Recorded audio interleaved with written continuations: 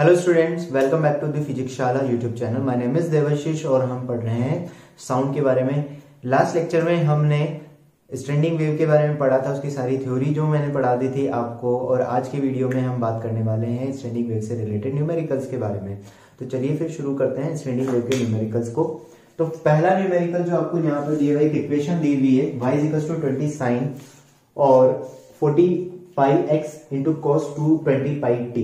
अब इस इक्वेशन को देखकर आपको पता लगना चाहिए कि ये कौन सी वेव की इक्वेशन है। बेसिकली आपको वैसे पता लग रहा होगा स्टैंडिंग वेव की इक्वेशन है। क्यों? क्योंकि मैंने वैसे भी स्टैंडिंग वेव के न्यूमेरिकली कराने हैं।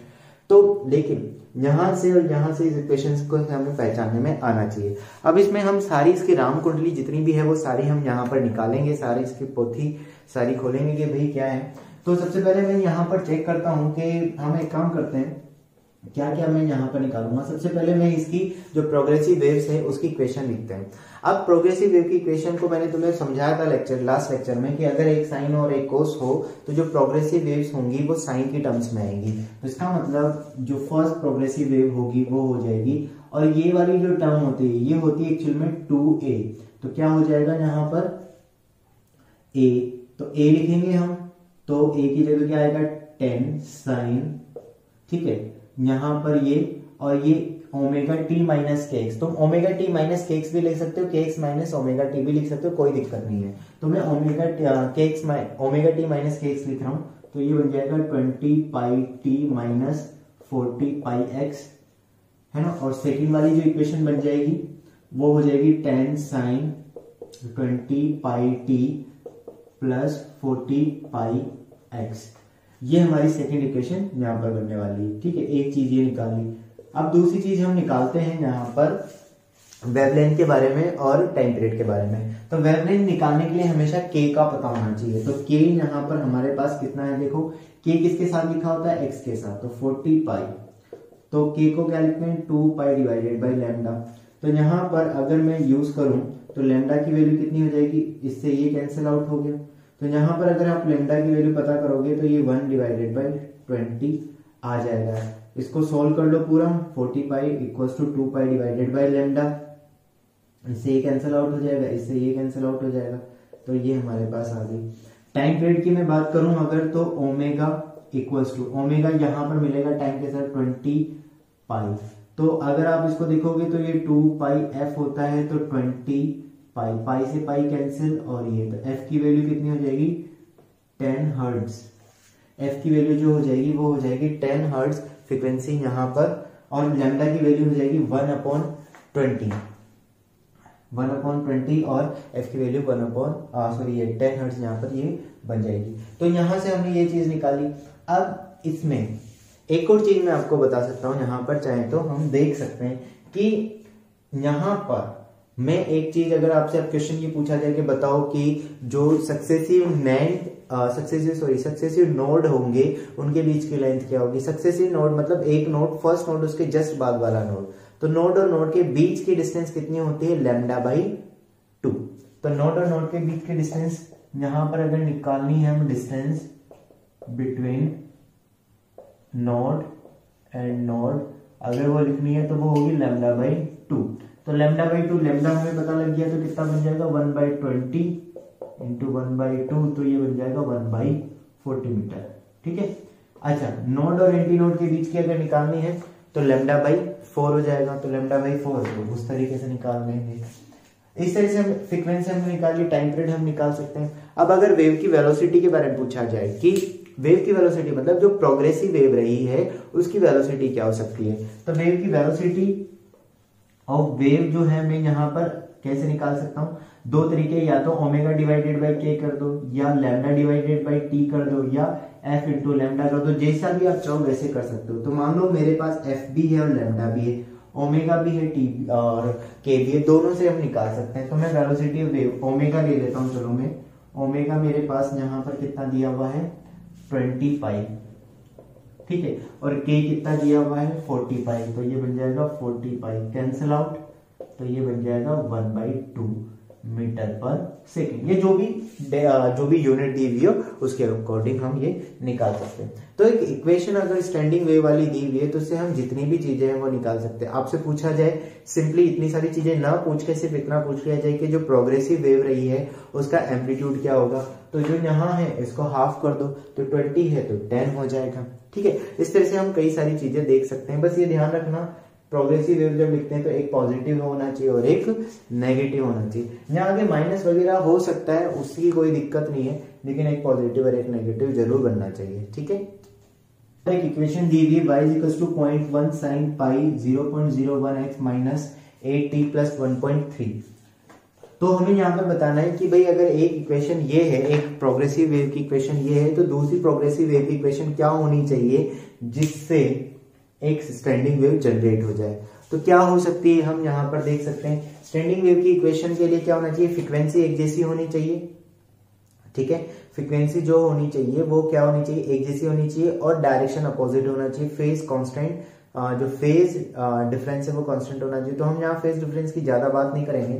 तो यहाँ पर जो पॉसिबल इक्वेशन है वो अगर मैं लिखता हूं तो देखो क्या बन सकती है, अपोजिट डायरेक्शन में। एक ये है तो अपोजिट, तो ये इक्वेशन, ये वेव या तो स्मूथ सरफेस से रिफ्लेक्ट हो सकती है या हार्ड सरफेस से रिफ्लेक्ट हो सकती है। स्मूथ सरफेस से हो या हार्ड सरफेस से हो, तो यहाँ पर क्या बन सकता है सिनेरियो, y जो रिफ्लेक्टिंग अनदर वेव जो होगी एक्स्ट्रा, इसको 1 ले लेते हैं, तो ये 0.1 साइन पाई 0.10 x माइनस की जगह प्लस आ जाएगा 8t और प्लस 1.3। ठीक है, ऐसे भी लिख सकते हैं। दूसरा, या फिर मैं इसको ऐसा भी लिख सकता हूं, है ना, ये माइनस बाहर भी हो सकता है, तो माइनस बाहर हो सकता है तो इसकी जगह प्लस भी आ सकता है। तो इसकी जगह तुम ऐसे भी लिख सकते हो कि भाई माइनस का 0.1 साइन, माइनस इसलिए लिख रहा हूं कि अगर मान लो कि ये तो कब होगा, जब स्मूथ सरफेस से रिफ्लेक्ट हुई। अगर हार्ड सरफेस से रिफ्लेक्ट होगी या फिक्स सरफेस से रिफ्लेक्ट होगी तो माइनस बाहर आ जाएगा। माइनस क्यों लिया मैंने, क्योंकि इसके साथ पाई का फेज डिफरेंस, देखो जब भी पाई का फेज डिफरेंस आता है, चलो इसको मैं पूरा अच्छे से लिख देता हूँ, x plus 8t plus 1.3 plus pi. अब ये पाई है तो पाई, या तो पाई लिखो या फिर बाहर माइनस लगा दो, एक ही बात है। तो इसकी जगह मैं क्या लिख देता हूँ, क्यों ऐसा कर रहा हूं, क्योंकि sine theta plus pi equals to होता है माइनस साइन थीटा।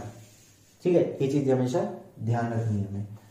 और sine pi minus theta equals to होता है साइन थीटा। तो ये चीज ध्यान रखना, तो इस तरह से ये कर सकते हैं। अब इसी में मैं थोड़ा सा और आगे चीज बताना पूछ लेता हूँ। अब बताना मुझे, क्या तो मुझे इसमें वेवलेंथ बता, जो एम्पलीट्यूड है, सॉरी यहाँ पर मैंने थोड़ा 0.1/2 करना है, यहाँ पर डिवाइडेड बाई 2 आएगा यहाँ पे। ठीक, नहीं ठीक है, ये तो प्रोग्रेसिव वेव ही है ना। ठीक है, हाँ भाई, तो मैं इसमें एक और चीज पूछ सकता हूँ तुमसे। अगर पूछूं कि इसमें वेवलेंथ बताओ तुम, तो क्या तुम वेवलेंथ निकाल के, वेवलेंथ और जो फ्रीक्वेंसी है वो मुझे निकाल के बता सकते हो? कि 2 मिनट के वीडियो पॉज करो, अपनी नोटबुक में निकाल के ट्राई करो, फिर मैं बताता हूँ। चलो अब यहाँ पर अगर हम बात करें कि भाई वेवलेंथ निकालनी है, तो वेवलेंथ निकालने के लिए हमें क्या चाहिए, k चाहिए, और फ्रीक्वेंसी निकालने के लिए ओमेगा चाहिए। तो हमें सीधे सीधे पता है कि भाई ओमेगा जो होता है वो t के साथ लिखा हुआ होता है एंगल के अंदर, मतलब साइन के अंदर, और x के साथ जो लिखा हुआ होता है वो k होता है। अब अगर हमने जल्दबाजी में यहाँ पर भाई हमने तो लिख लिया कि ओमेगा इज इक्वल टू, यहाँ से फटाफट से 8 और k लिख लिया 0.1, लेकिन ये गलत हो गया और इससे आंसर निकालेंगे तो गलत हो जाएगा। क्यों? क्योंकि आप यहाँ देखो, इसमें से पाई बाहर निकाला हुआ है। जब भी ऐसे लिखा हुआ होता है ना, तो यहाँ पाई 3, 2 कुछ भी, इसको अंदर जरूर ले लो साइन, और उसके जस्ट बाद ये होना चाहिए। अगर यहाँ पर साइन के जस्ट बाद मान लो कि सपोज ऐसे ही मान लो तुम तो कि 10 लिखा हुआ है, तो इस 10 को तुम्हें अंदर मल्टीप्लाई करना है, उसके बाद फाइनल ओमेगा बनेगा या k बनेगा। इस चीज का थोड़ा ध्यान रखना है। तो यहाँ पर पाई को अंदर लोगे तो ये क्या सिचुएशन बन जाएगी, ये बन जाएगी 0.1 साइन पाई 0.10 पाई x माइनस 8 पाई t प्लस 1.3 पाई। ठीक है, ऐसे ये बन सकता है। अब अब इसको सॉल्व करेंगे तो इसकी जगह आंसर हमारे पास, राइट आंसर क्या होगा, ओमेगा हमारे पास होगा 8 पाई, और के कितना हो जाएगा 0.1, और ये इसको सॉल्व करूंगा तो 2 पाई एफ और ये 2 पाई के। तो यहाँ पर ये जो वैल्यू आएगी, एफ की वैल्यू हमारे पास आ जाएगी 4, और इसकी जो वैल्यू अगर आप निकालोगे तो कितने निकल कर आ जाएगी, के की वैल्यू अगर आप सॉल्व करोगे तो ये बन जाएगा 2 पाई डिवाइडेड बाई 0.1 पाई, इससे ये कैंसिल और ये 20 निकल कर आ जाएगा। ठीक है, सॉरी लैम्डा उल्टा लिख दिया, तो लैम्डा ये वैल्यू निकल कर आ जाएगी। तो कोई इक्वेशन अगर दी हुई है तो उसमें हम इस तरह से भी सॉल्व कर सकते हैं।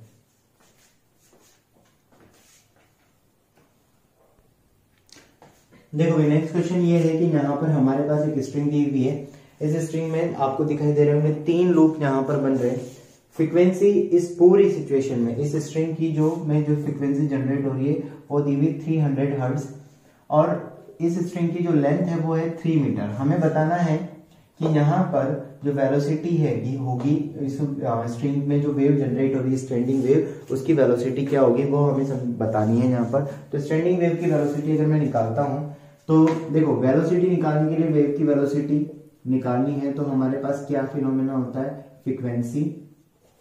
अच्छा मैं अब कैसे निकाल सकता हूँ, देखो बहुत आसान सा तरीका है। या तो मैं लिखूं फ्रीक्वेंसी वेलोसिटी निकालने के लिए फ्रीक्वेंसी इंटू लैम्डा, यहां से लैम्डा कैलकुलेट कर लूं।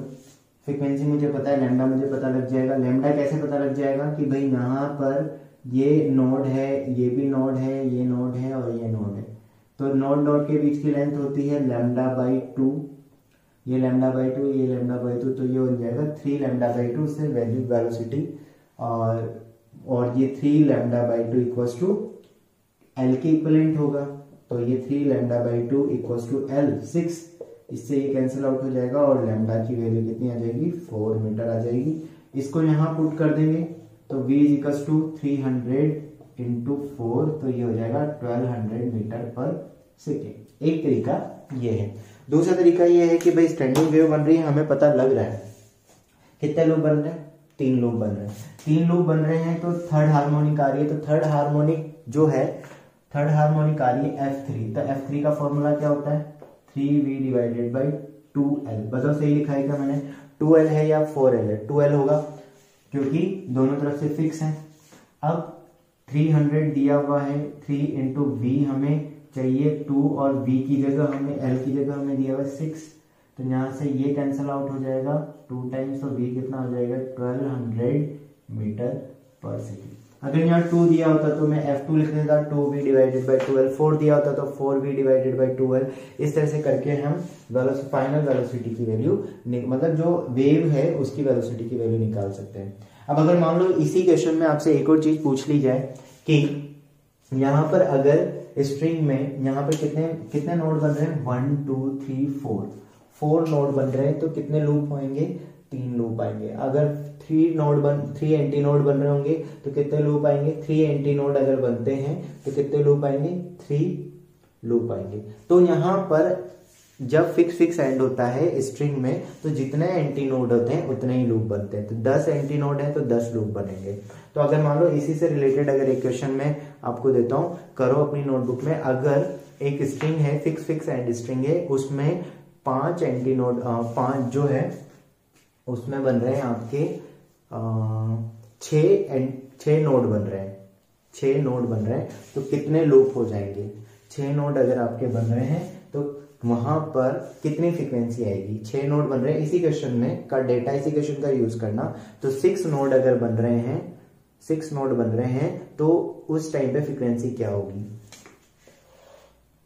6 नोड अगर बन रहे हैं तो उस टाइम पर फ्रीक्वेंसी क्या होगी। ठीक है, वीडियो पॉज करो, ट्राई करो।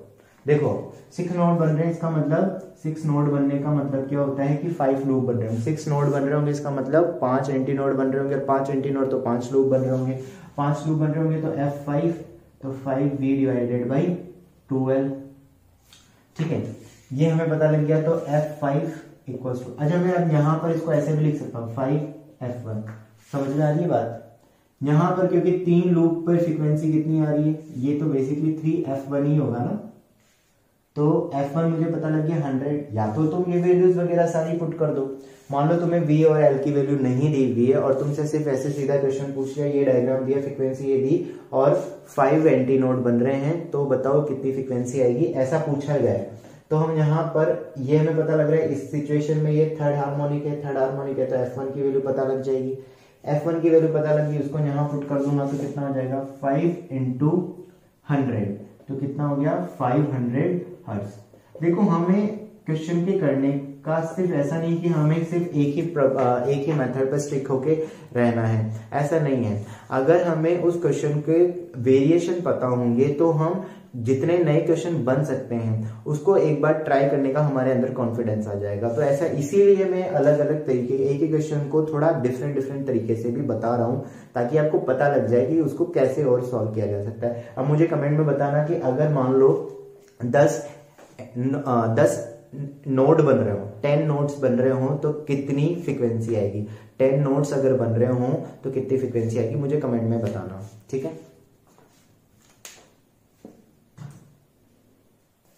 देखिए भाई इस क्वेश्चन में क्या दिया हुआ है, एक वायर है जिसको हमने ए और बी के बीच में फिक्स कर दिया है, ए और बी के बीच में फिक्स कर दिया, जैसे गिटार में स्ट्रिंग फिक्स होती है 2 ब्रिजेस के बीच में, इस तरफ और इस तरफ।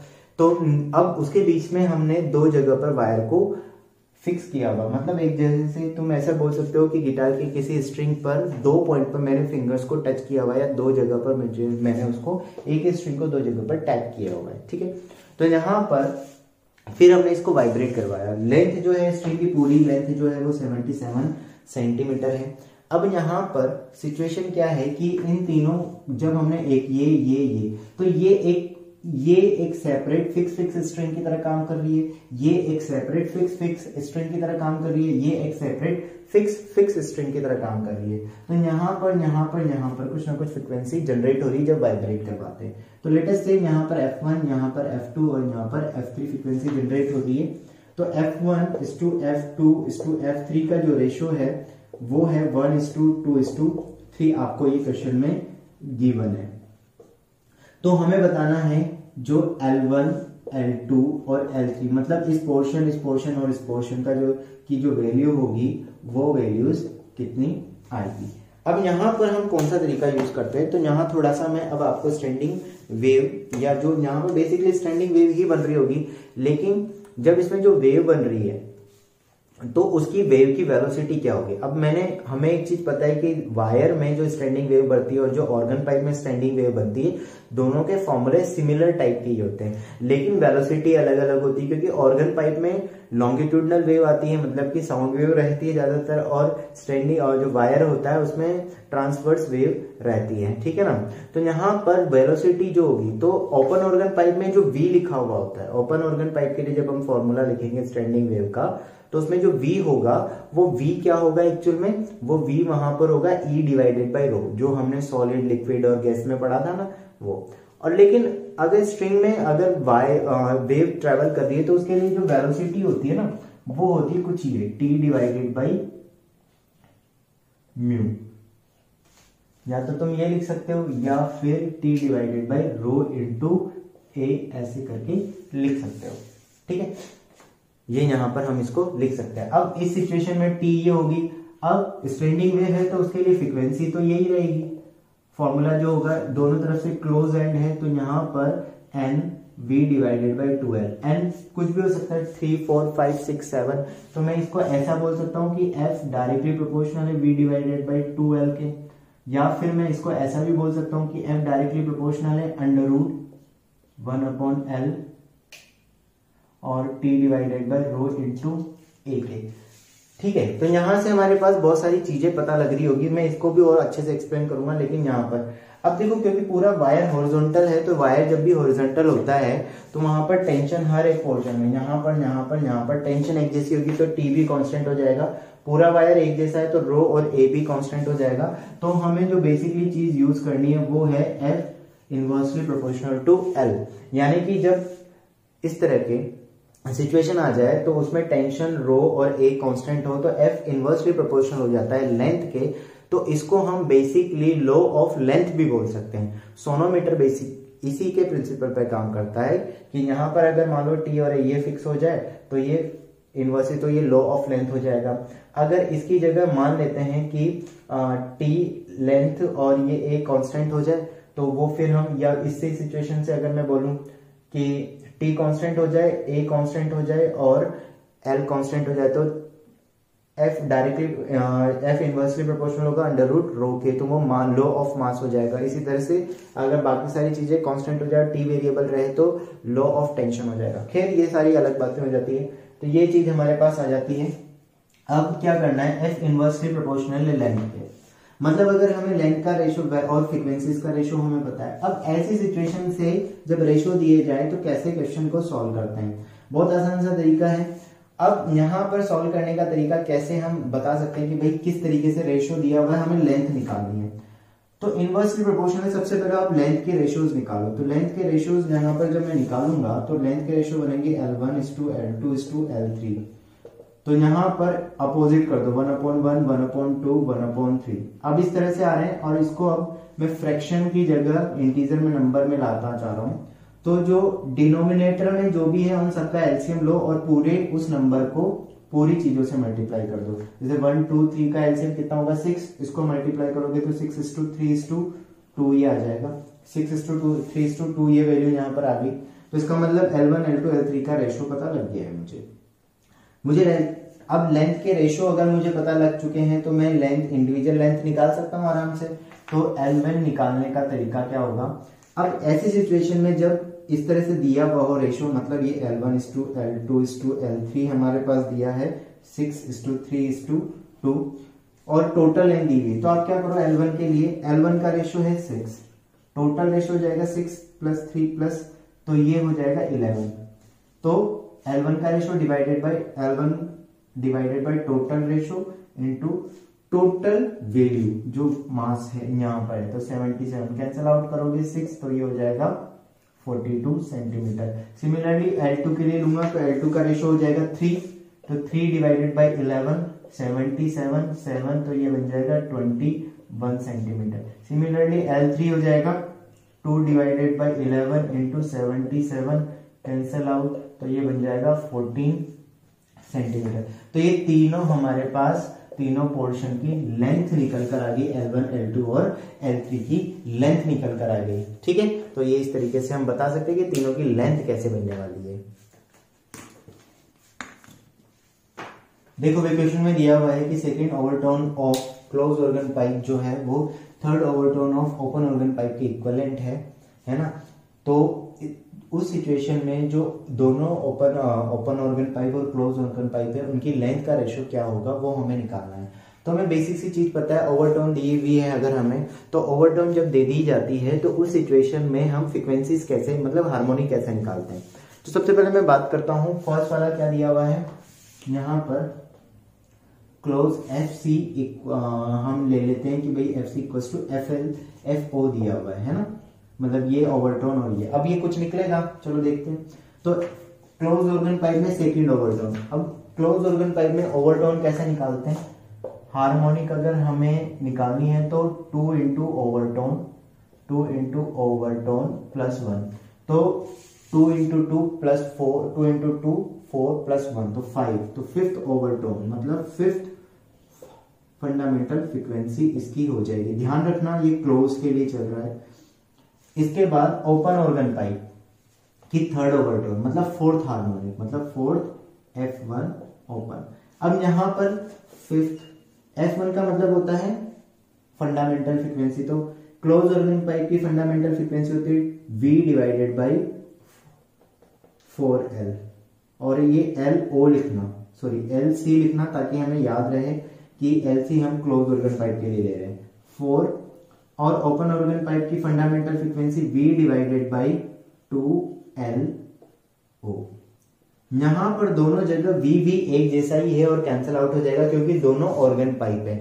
मान लो अगर इसकी जगह एक ऑर्गन पाइप की ऑर्गन पाइप को अगर स्ट्रिंग के साथ की फ्रीक्वेंसी के साथ अगर मैच करवाते तो यहाँ पर वेलोसिटीज अलग होती, क्योंकि ओपन ऑर्गन पाइप में वेलोसिटी अलग होती है जो लॉन्गिट्यूडनल वेव की होती है और स्ट्रिंग में और जो वेलोसिटी होती है वो अलग होती है। तो ये यहाँ पर हम इस तरह से जब इसको सॉल्व करेंगे तो ये कैंसल आउट हो जाएगा, इससे ये चीज कैंसल आउट हो जाएगी। थोड़ा और सिंप्लीफाई करो तो 5v divided by 4lc equals to 2 divided by LO। हमें ओपन टू ये निकालना है तो LO डिवाइडेड बाई LC, इसको इधर भेज दो तो 8 डिवाइडेड बाई 5 ये रेशो हो जाए।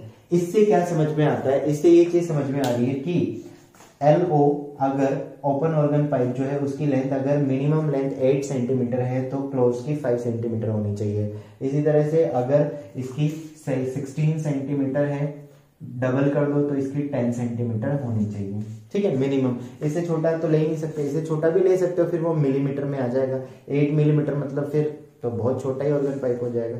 तो इस तरीके से हम यहाँ पर निकाल सकते हैं। तो इसमें क्वेश्चन ये भी बोल सकता है कि minimum organ pipe minimum length of open organ pipe कितना होगा, 8 सेंटीमीटर। अगर सेंटीमीटर में लेना है तो 8 सेंटीमीटर 5 सेंटीमीटर इस तरह से लिख सकते हैं, ठीक है। ऐसे ही और भी बन सकते हैं, बस आपको ये ध्यान रखना है ऑर्गन ओवरटोन से हार्मोनिक में कैसे चेंज करना है। देखो यहाँ पर एक इंस्ट्रूमेंट है, म्यूजिकल इंस्ट्रूमेंट। उस म्यूजिकल इंस्ट्रूमेंट की 3 फ्रिक्वेंसीज दी हुई है, 300 hertz, 600 hertz, 750 hertz, up to 1000 hertz. मतलब मैं ये अप टू 1000 हर्ट्ज लिखने का मतलब ये नहीं है कि 1000 हर्ट्ज इसकी फ्रिक्वेंसी लास्ट फ्रिक्वेंसी, नहीं, और भी बन सकती कई सारी फ्रिक्वेंसी, लेकिन 1000 से नीचे नीचे तक की फ्रिक्वेंसीज को ही हमें देखना है। तो हमें बताना है कि 1000 से नीचे वाली कौन कौन सी फ्रिक्वेंसीज होंगी जो इस इंस्ट्रूमेंट से प्रोड्यूस की जा सकती है, लेकिन यहाँ पर मैंने नहीं लिखी है। यहाँ पर एक इंस्ट्रूमेंट, दोबारा क्वेश्चन सुन लो, एक इंस्ट्रूमेंट है जिससे हम कुछ फ्रिक्वेंसीज प्रोड्यूस कर सकते हैं 1000 हर्ट्ज से नीचे तक की, ठीक है। उनमें से कुछ फ्रिक्वेंसीज आपको यहाँ गिवन है, जैसे 300, 600 और 750 हर्ट्ज। इसमें से कुछ फ्रिक्वेंसीज मिसिंग है, वो आपको बताना है कि कौन सी फ्रिक्वेंसीज मिसिंग है, ठीक है, समझ में आया। अब इस तरह के क्वेश्चन को सॉल्व करने के लिए क्या करते हैं, सबसे पहले आपको क्या करना है, इन सबका रेशो ले लेना है। जितना मिनिमम से मिनिमम रेशो ले सकते हो उतना में ले लो। तो क्या करते हैं समझना, इसको अगर मैं रेशो लेता हूं तो इसको कट करूंगा तो 300:600:750, कैंसल कैंसल कैंसल, फिर 15 से कट हो रहा है तो ये 2:4 और कितना हो जाएगा 5, ऐसे ही आएगा। अब देखो इस रेशो से एक चीज मुझे समझ में आ रही है कि या तो इसमें इवन रेशो भी है और ऑड रेशो भी है। इसका मतलब ये या तो ओपन ऑर्गन पाइप होगा या फिक्स एंड स्ट्रिंग होगी। अब क्या होगा इसकी टेंशन लेने की जरूरत नहीं है, वो हमें चेक भी नहीं करना, हमें तो फ्रीक्वेंसीज निकालनी। अब ये हमें पता लग गया कि ये मिनिमम रेशो ये आ रहा है 2, 4 और 1, 5, ठीक है, ये चीज है। अब आप हमें ये देखना है कि इसका मतलब ये अगर ओपन ऑर्गन पाइप है तो इसमें 1 से लेकर फ्रीक्वेंसी शुरू होनी चाहिए, मतलब 1 वाला है तो 1 रेशो वाली फ्रीक्वेंसी मिसिंग है, सेकंड आ गई है, थर्ड वाली मिसिंग है, फोर्थ है, फिफ्थ है ही सही, 6 मिसिंग है, 7, इस तरह से हम ले लेते हैं। अब देखो कैसे, अब जो फंडामेंटल फ्रीक्वेंसीज है वो कैसे डिटेक्ट करनी है। मुझे ये पता है कि ये सेकंड है, तो यहां पर आप क्या करो, इन सबके पीछे है ना 2F0, 2F0 और F0 ऐसे लगा दो। अब ये 2F0 किसके इक्विवेलेंट हो गया, इसके, ये इसके इक्विवेलेंट हो गया और ये इसके इक्विवेलेंट हो गया। अब इनमें से कोई भी एक वैल्यू ले लो, मान लो मैंने लिख लिया 300 इक्वल्स टू 2F0, तो F0 की वैल्यू कितनी आ गई, या F1 की वैल्यू, सॉरी इसको F1 लिख लेना, मैं कुछ ऐसे लिख लेता हूँ, ठीक है। तो F1 की वैल्यू जो आई वो कितनी आ गई, 150 हर्ट्ज आ गई, ठीक है। तो बेसिकली अब हमें ये वाली फ्रीक्वेंसी ये फ्रीक्वेंसी निकालनी, तो ये कितना हो जाएगा F1, ये कितना हो जाएगा 3F1, ये कितना हो जाएगा 6F1, ये कितना हो जाएगा 7F1, ठीक है। वैल्यूज देखो भैया, अगर इसकी वैल्यूज चेक करोगे तो F1 पता लग गया, 3F1 कितना हो जाएगा 3 इंटू 150, तो मतलब 450 हर्ट्ज हो गया। 6F1 कितना हो जाएगा 6 इंटू 150 मतलब 900 हर्ट्ज हो जाएगा। 7F1 का मतलब क्या हो जाएगा, 7 इंटू 150 मतलब 1050 हर्ट्ज हो जाएगा। अब इसने बोला है कि अप टू 1000 से नीचे वाली, मतलब एक तो ये वाली, एक ये वाली और एक ये वाली। तो मिसिंग फ्रीक्वेंसीज कौन कौन सी हो जाएगी, 150 हर्ट्ज हो जाएगा, 450 हर्ट्ज हो जाएगा और 900 हर्ट्ज हो जाएगा, ठीक है। तो इस तरह के रेशो जब भी दिए जाए ना तो हम इस तरह से क्वेश्चंस को सॉल्व कर सकते हैं, ठीक है।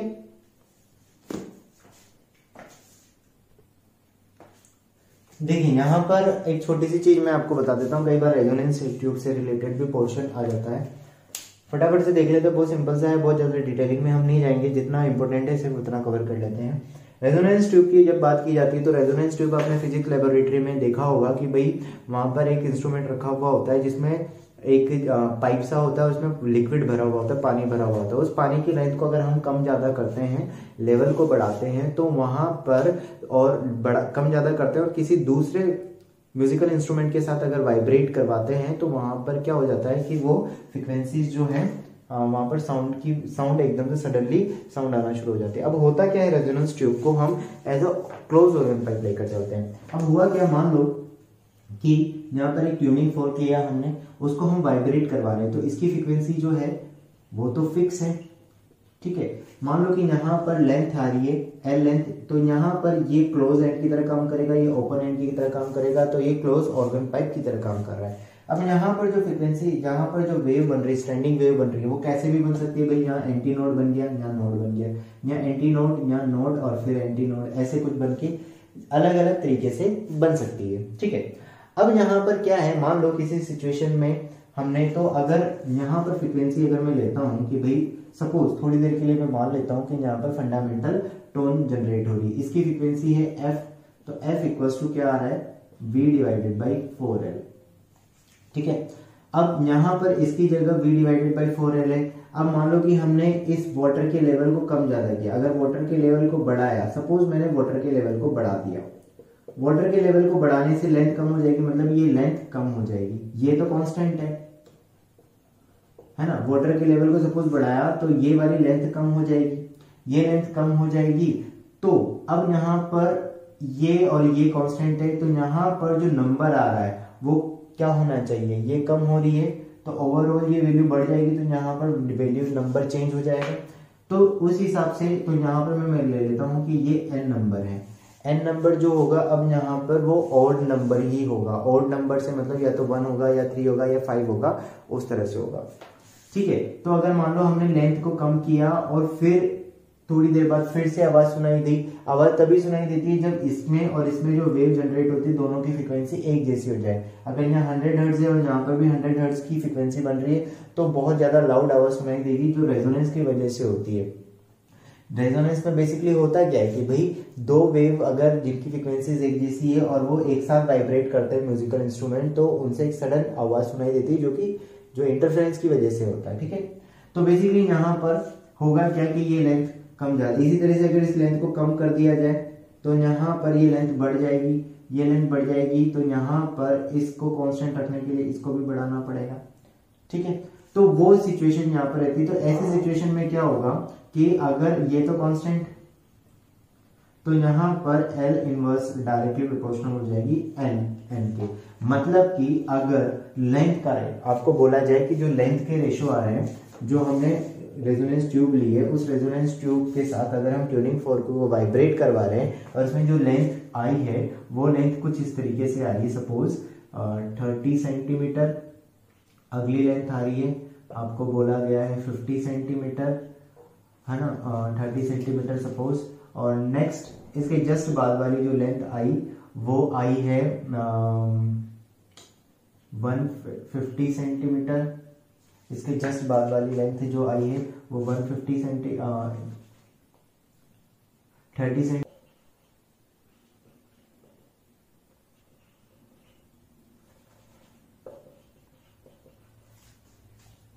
देखो अगर मान लो अब यहाँ पर सपोज ऐसे रेशो में आ रही है कि पहले इस पे रेजोनेंस हुआ, फिर इस पे रेजोनेंस हुआ, फिर इस पे रेजोनेंस हुआ, तो हम यहाँ पर फ्रीक्वेंसीज का रेशो और वेलोसिटी निकाल सकते हैं। इसकी फ्रीक्वेंसी आपको बता दी जाए तो इसके अकॉर्डिंग हम निकाल सकते हैं। यहाँ पर आपको क्या करना है कि लेंथ के रेशो में ही जो फ्रीक्वेंसीज होगी वो यहाँ पर तो वेलोसिटी निकाली जा सकती है। ऐसे सिंपल सा तरीका फटाफट से देख लेते हैं कि भाई हमें पता है कि इनका इनका इनका ये सारे सक्सेसिव आ रही है, पहले ये इस पर आई, फिर इस पर आई, फिर इस पर आई।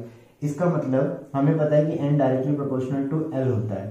तो यहाँ पर मैं लिख सकता हूँ कि भाई frequency f is equals to nv divided by 4l।